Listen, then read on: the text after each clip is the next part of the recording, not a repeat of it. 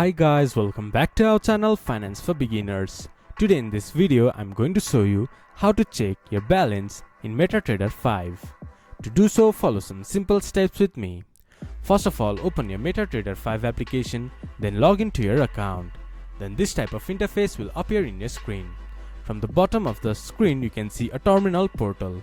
If it doesn't appear, just press Ctrl+T, then it will pop up to your screen.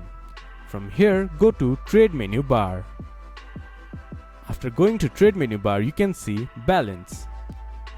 This is how you can check your balance in MetaTrader 5 application.